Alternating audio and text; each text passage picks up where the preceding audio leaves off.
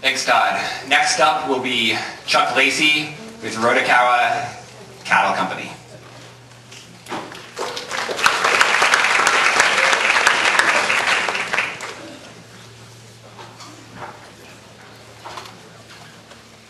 My name's Chuck Lacy and I'm here for a cattle loan.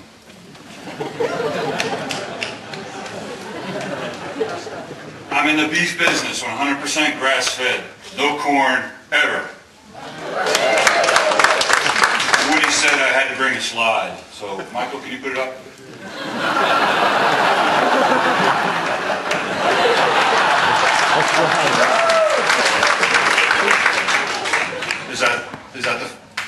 That's the bull up there, yeah. Well, as we say in mixed company, he has big hands.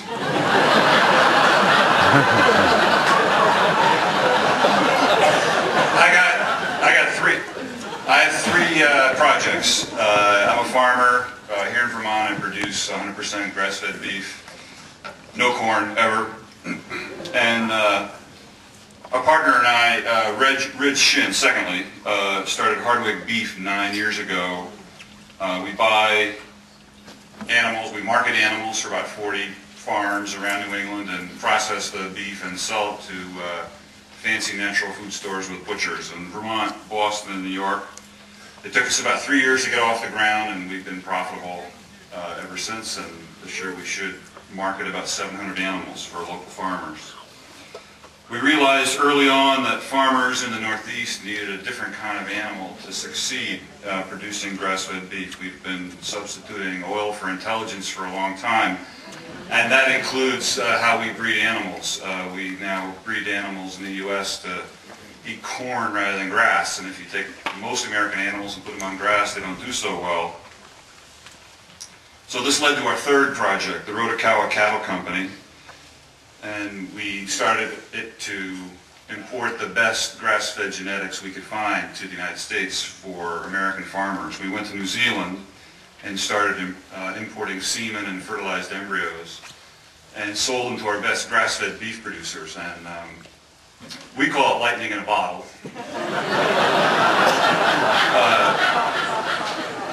We measured the difference on the cattle we were buying for Hardwick beef, and it was just amazing getting the right sires.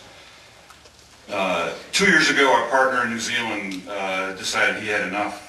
He's one of the best breeders in the world, but he decided to retire and gave us the opportunity to buy the heart of his herd. So we bought 100 of his cows in New Zealand and a couple bulls, and we put them through quarantine in New Zealand, and we chartered 2 747s and we brought them to the United States.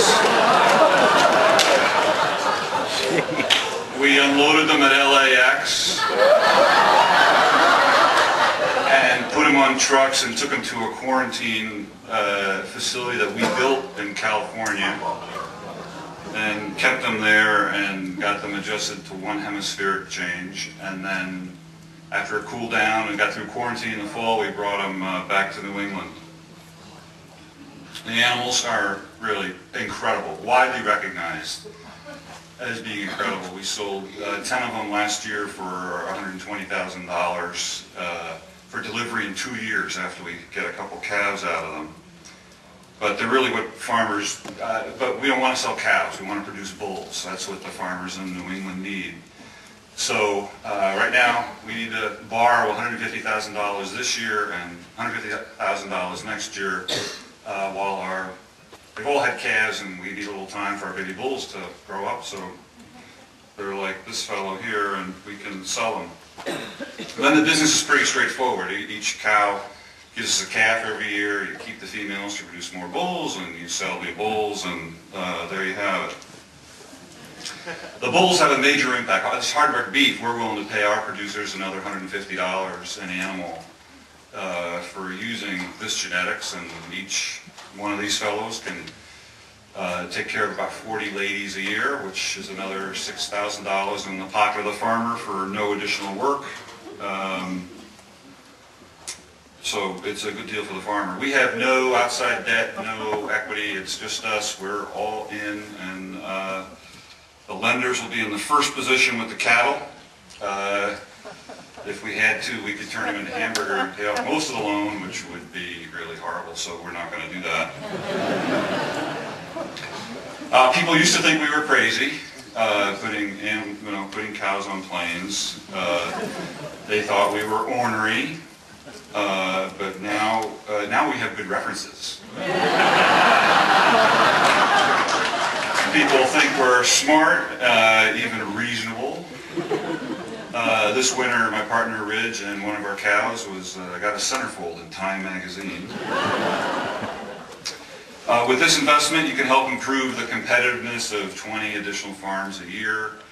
You're going to have collateral you can visit. We might even let you eat one. Who doesn't quite make the cut. Has smaller hands.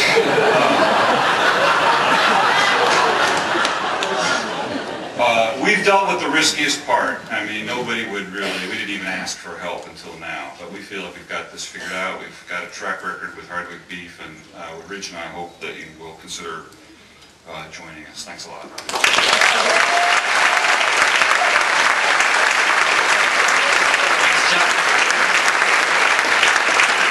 Next up will be Janice St. Onge with the Vermont Sustainable Jobs Fund.